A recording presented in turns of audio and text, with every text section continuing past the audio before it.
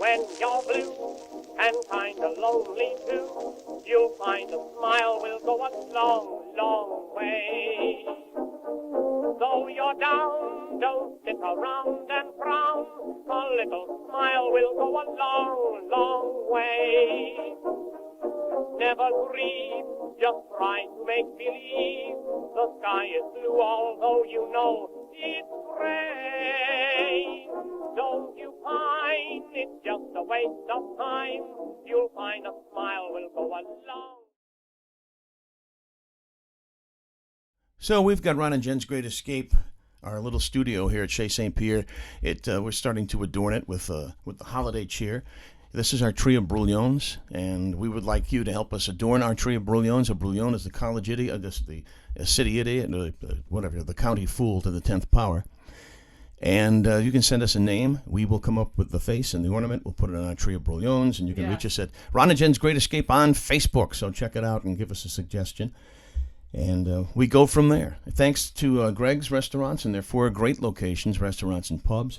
And you can check them out at gregsusa.com for the holidays. Great stuff. Also, Brenda Lee O'Hara and O'Hara Senior Care Services, 401-345-1811.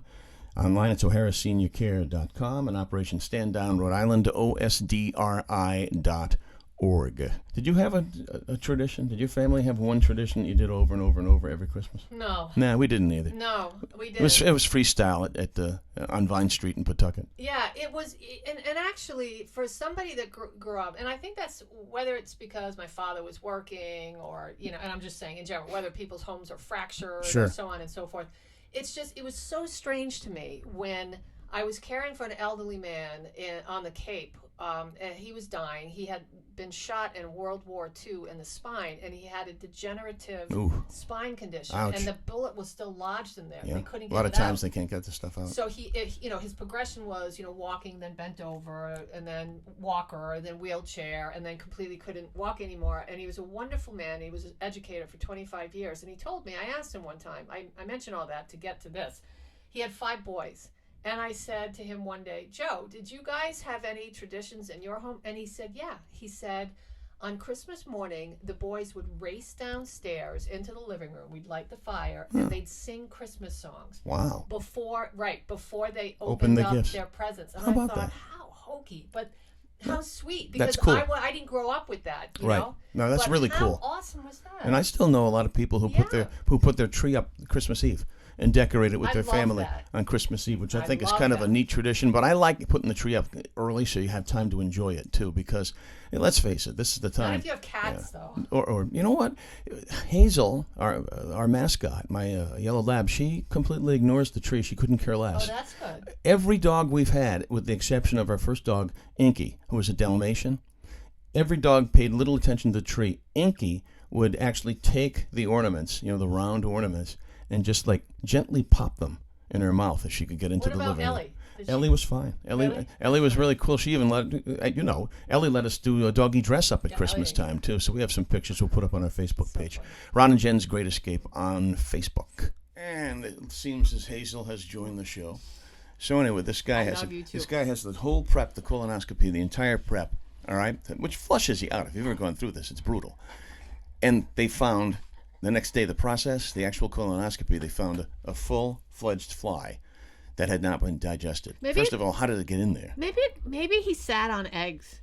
Maybe he was running around naked and he sat on a park bench and he had some eggs that went into his bum and it grew. It could be. Imagine. Naked on a park bench. Snot's coming out of his nose. Okie dokie. So bad. Our radio program, which you can hear Saturdays on 920 WHJJ and 104.7 FM. Saturday mornings at 7 o'clock. You can stream it too, wherever you are. You can be in, you can be in Guam. And, you could be anywhere. At 920WHJJ.com, right? We are talking about, one of the things we plan to talk about is the movie Elf.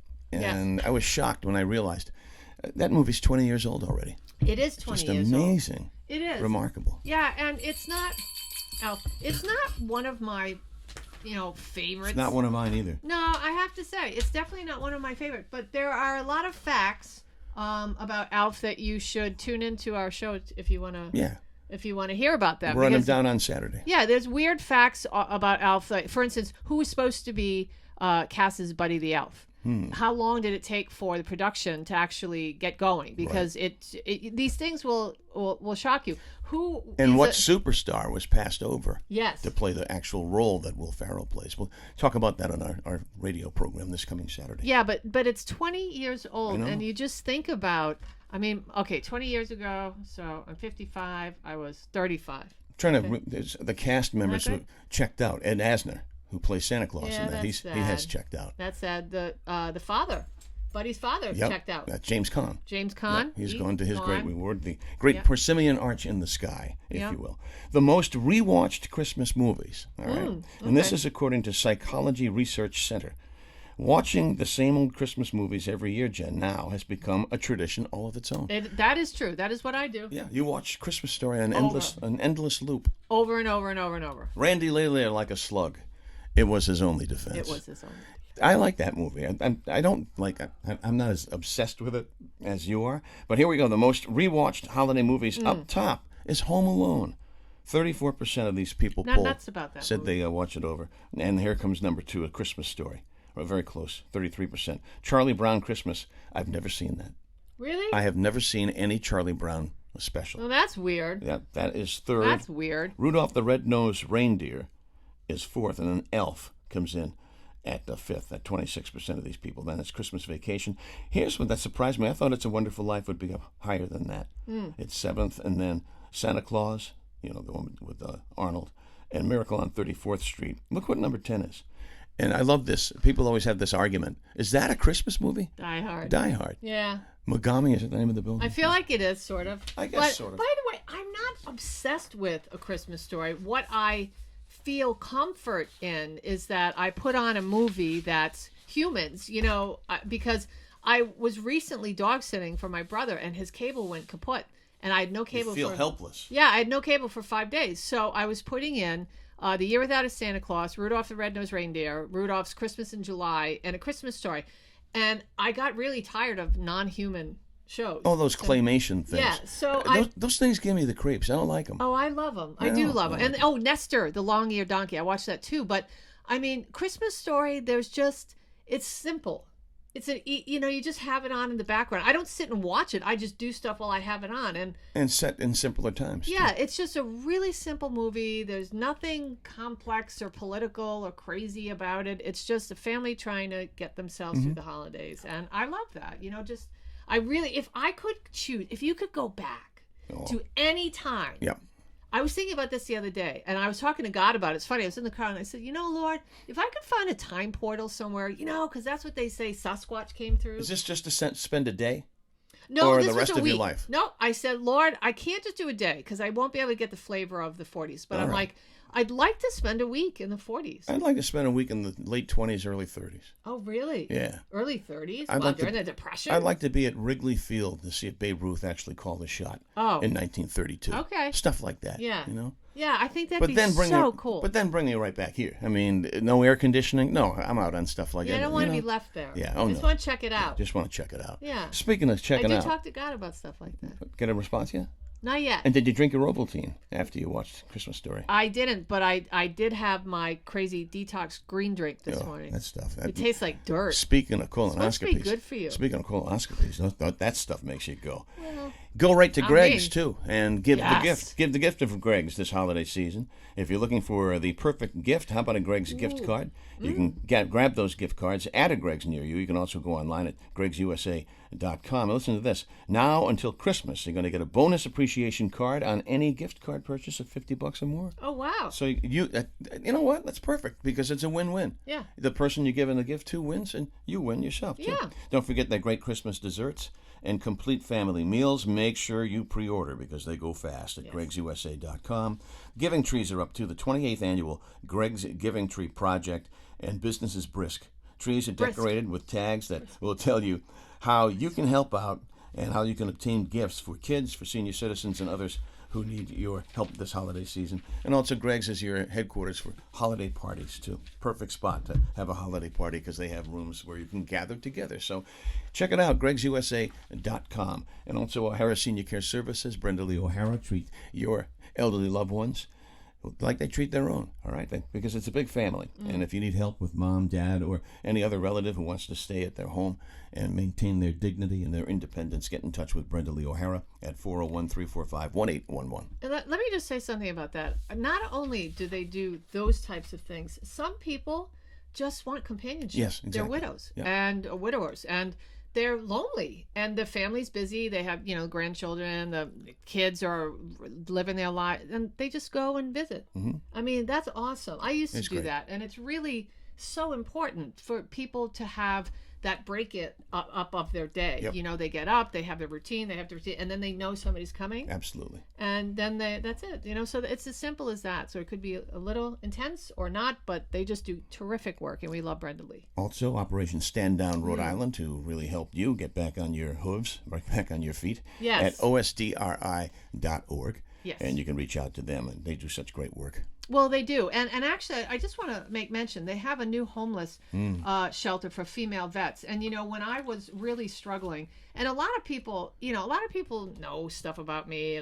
They've heard stuff maybe back in the day. But I was really struggling with some trauma that I went through in the military. And as a result, my drinking changed, and it was heavy and severe. And I lost everything as a result. And Operation Stand Down, when I had nowhere left to turn, I turned to them because everybody had it with me, and I had been through every program. I didn't know that I had PTSD, and they said, listen, we're going to help you, and we're going to put you in touch with the right people. They put me in one of their homeless shelters. At the time, it was a Holly Charette house, and now they have another. They opened up a new shelter Yeah, it's in beautiful. Woonsocket, in an Beautiful. old house, right down from where I lived on South Main Street, at the very end of South Main Street. Down the road a pass, as Salty says. Yeah, and I can't even tell you how these people have changed my life. Tony said to me, Tony DeQuattro, the man that runs it, I was overwhelmed with everything, and he said, Jen, one thing at a time. Let's take your case and let's work on your disability. Let's work on your legal issues. Let's work on getting you healthy again. Let's get you in the right program and connected with the right people. Let's get you housing. They did all that for me, and honestly, they saved my life. God put them there in my path to help me, and they helped save my life, and I will forever be indebted to them and be grateful. So if you need some help, if you're a vet, or if you have a family member that's a vet, find them online, osdri.org. You can give them a call, and I promise you, they will not let you down. They're good people. Good people, good folks. Yeah. All right. You have anything specific in Jen's news today? Pacific? Anything specific? I do. That you wanted to get into? Yeah, I do. So I wanted to make mention of this young kid, because a lot of all these shows, these paranormal shows on TV, and a haunting this and by the way, the Conjuring house caught on fire. I saw that. You see that? I don't know how badly. I didn't really. I skipped over it, but the Conjuring house was on fire, and I thought, Maybe a ghost lit it. is it gone? I don't know. But there's all these crazy paranormal shows. So this kid, Bobby Horton, he has a following, and he's already following in his family's footsteps. He is living in the UK. He's one of these paranormal chaser. You know how old he is? 9. Well, 8. 8. He's 8 years old. I don't know. Would you let your kid, work with the dark side? I don't think so. I think I'd That's spooky. be like, yeah, go. That's spooky. Here's a stuff. slingshot and a baseball bat. Go do that. Don't fight. Go dig a hole.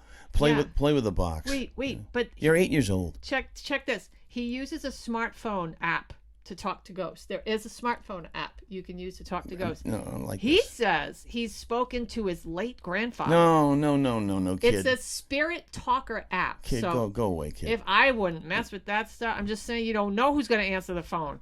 His stepfather, Charlie, claims that Bobby has not done a full investigation just yet. If we are out with him at the pub, he will want to put a ghost box on and check out the pub. Oh, my God. Yeah, so this kid is being, That's eerie. Yeah, That's a creepy kid. He's being groomed to be a ghost chaser. That's like the Sixth Sense kid. yeah. Creepy. Yeah, I and don't how want him about around. this one? See dead people. Yeah, a former American diplomat has been accused of secretly serving as a Cuban spy. He was busted in Miami, but that's not the story. I'm sure everybody knows that. Really? Here's what In Florida? Cubans? Yeah, Hard to here's what believe. the story is. He was bawling. When he was taken to he was like, oh, I don't want to go to jail. He was sobbing. If you're going to be being dragged away, how you going to keep yourself intact? Well, no. All right. No. I mean, I don't know how those people, those Christie people, do you know that they have the show that the mom and dad that went to jail for tax evasion? Oh, yeah. Right? I don't know how they're doing that. Knows best. So, or is it Christy knows best? Yeah, I've been in, what do you call it, when they take you away for personal... jail? No, it's not jail. No, I've been thrown into the Hoosgow. Yeah, but it's just until you sober up. Yeah. And then they let you go home. And that was terrible. I don't know how these people, that was in my formative, I don't know how these people spend years and years in prison. Me either. That is terrible. Especially if you're Derek Chauvin. Yeah. Oh my gosh, that guy. 22 times he was stabbed. Yeah. 22 times. Yeah, When you put a police officer, you put a cop into the general population, guess what's going to happen? Yeah. Stuff like that. I have one more thing to say. All righty, go. Next time you're eating a salad, Yep. you might want to just check it out real good. Count your digits. I don't know. A Connecticut woman has filed a lawsuit against a restaurant called Chopped.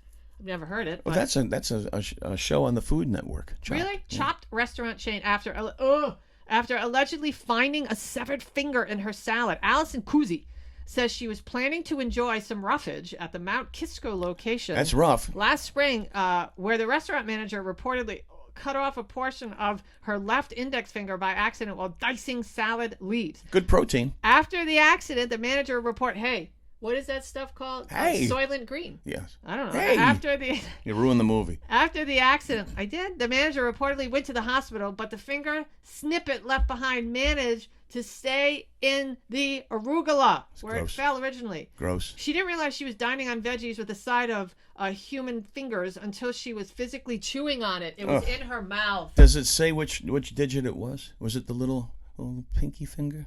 Or was it just this finger? Well, when you're chopping, or was it that? It was probably this one. Was it the fudge finger? Oh, I don't know. Anyway, fudge. she said since she suffered shock, panic attacks, migraines, cognitive impairment, nausea, dizziness, and neck and shoulder pain. Ching. She's got to call the heavy hitter. Yeah, she has a lawsuit now. Call the heavy hitter. She wants money. That is so disgusting. He's the one for you. I'm just saying. How about this? And we'll wrap it with this. Yeah. Are you big? Did you like game shows?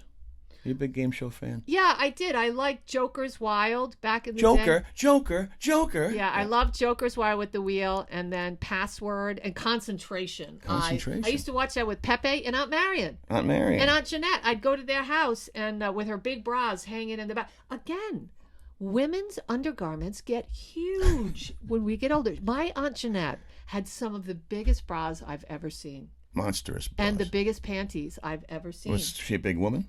She wasn't, but they were hanging from the shower, and I remember they were like this big, her underwear. My underwear is about half that size now, but big. Why is it so rectangular and wide? My underwear is huge. Our bodies tend to change as why are my panties grow a little bit older. I don't know. Fans of the 70s era game shows will remember Richard Dawson, God rest, the original host of Family Feud. In addition to being the quintessential game show host, Dawson was also famous for giving all of his female contestants a smooch. Remember that? Yeah, that was gross. A smooch. Smack dab on the lips. On the lips? Yeah. Ugh. Every single one of them. So disgusting. In a new book that's out called The Outrageous, A History of Showbiz and the Culture Wars, the author says that Richard Dawson made contestants take herpes tests before they actually got on air. I'm not surprised. Richard Dawson. He would slobber. I mean, he was a drinker. Yeah. And back in the day... That would never fly now. Right. Back in the day on those game shows, listen, this is what they used to do. They'd be sitting with their feet up on their desk in the dressing room doing shots before they go tape, and they go out there sloppy. And he would be sloppy with the hot women. Yeah. Oh, forget it. The nanas, he'd be like...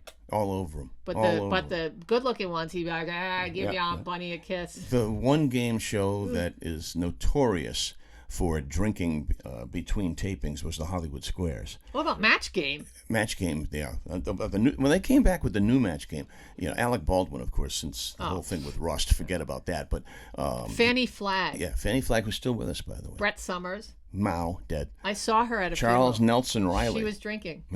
She was drinking martinis. Charles Nelson Riley. Yeah. But the new Match Game that they just had on recently, it's pretty cool. It's a little risque. But anyway, that's what we have to say about Richard Dawson. So that's about it for today's podcast. That's it? You That's know fine. why? Because it's Jingulus Mingulus, right? And it's gotta time, go shopping. It's time for everybody to go shopping. Here's Frank.